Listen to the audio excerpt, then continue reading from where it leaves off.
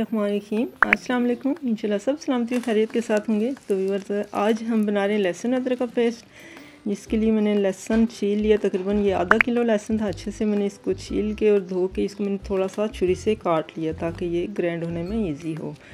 ठीक हो गया। तो यहाँ अदरक ले लिया है मैंने। इसको मैंने अच्छे से धोया है पहले, फिर खुश्क करके उसके बाद मैंने इसका जो है ना ये छिलका उतारा है। याद रहे कि जो अदरक है इसको छीलने के बाद नहीं धोना, वरना इसके अंदर पानी चला जाता है और फिर आपका पेस्ट ख़राब हो जाएगा। ठीक हो गया।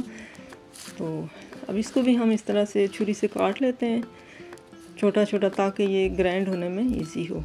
तो मैं लहसुन अदरक का जो पेस्ट होता है ना, इसको अलग-अलग से बनाती हूँ पेस्ट, क्योंकि कुछ चीज़ों में लहसुन हम डाल रहे होते हैं तो अदरक की हमें ज़रूरत नहीं होती, या कहीं अदरक हमने डालना है तो लहसुन की ज़रूरत नहीं होती। तो मैं इसको हमेशा अलग-अलग ही पेस्ट बनाती हूँ। तो सबसे पहले यहाँ पे हम ये एक जग ले लेते हैं और इसमें ये मैंने डालना है सिरका। ये एक छोटा कप मैंने सिरके का ले लिया। इसमें तकरीबन 4-5 टेबल स्पून के करीब होगा। ठीक हो गया। तो यहाँ पे इसमें ऑयल डालेंगे 1 कप।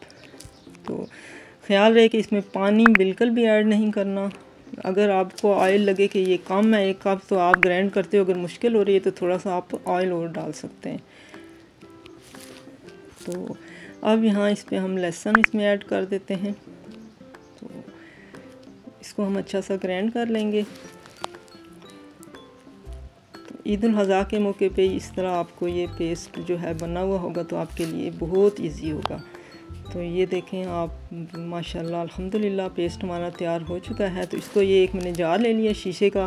ख्याल है कि शीशा का जार हो तो ज़्यादा बेहतर है। प्लास्टिक का अगर हो तो उसमें थोड़ा जल्दी ख़राब होने का अंदेशा होता है।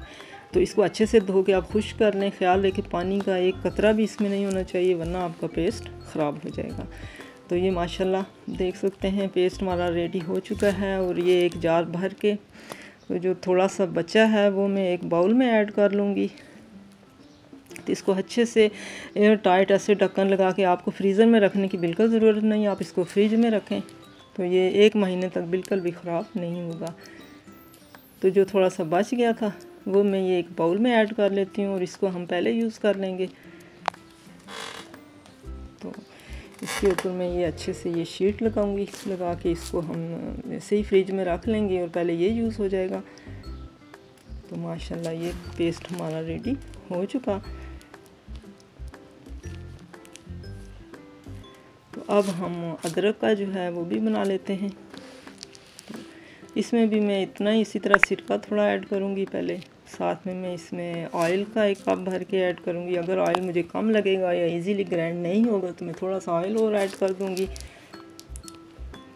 लेकिन इसमें पानी हमने ऐड नहीं करना। तो ये भी अच्छे से हम ग्राइंड कर लेते हैं।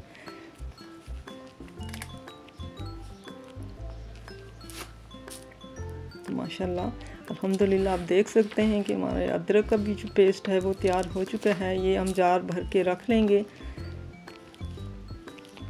ये पहले से अदरक के पेस्ट वाला ही था ये जार, जिसमें मैंने अभी ये दोबारा से वो ख़त्म हो गया था तो मैंने और ये ग्राइंड कर लिया है।